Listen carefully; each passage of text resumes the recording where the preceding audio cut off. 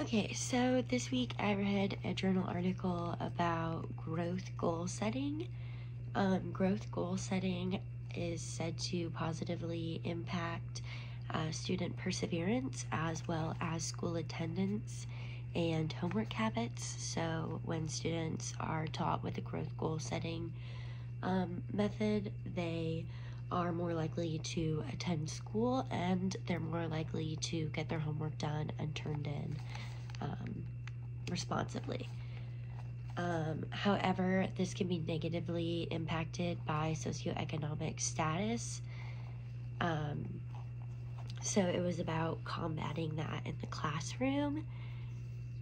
So growth goal setting is setting challenging targets that extend knowledge that students already have. So their goal is to complete work that is either on the same level or beyond the level that they are currently working at. And the main goal of the growth goal setting model is to aim for self-improvement. And I believe that self-improvement is a great thing to have as a student because I believe it can help students with self-regulation skills, which can impact them in great ways academically as well as socially. And it will also help form intrinsic motivation to learn because students are aiming for more challenging goals and they're aiming to improve what they've already done. And I think that this will create intrinsic motivation to learn more and perform well. I look at it as sort of beating a personal best record. So students are actively trying to grow and do better than they have previously. And I connected this journal a lot with the growth versus fixed mindset conversation that I've had in a lot of classes throughout the years. So the growth mindset is represented through the growth goal setting. So there are challenging goals that are also attainable.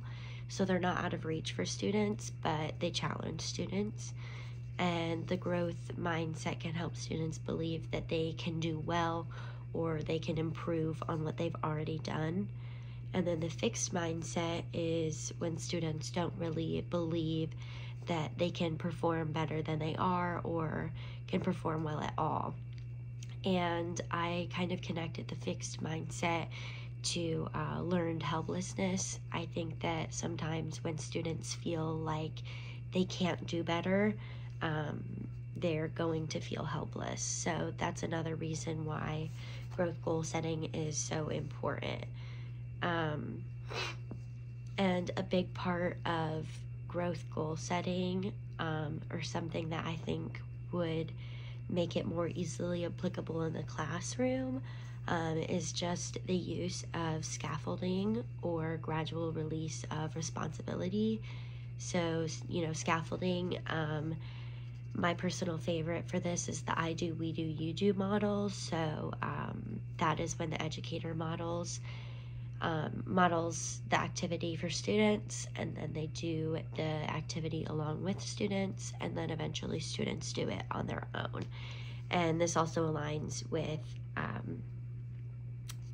gradual release of responsibility as well, because this is when teachers sort of ease their way out to eventually promote independent work within students.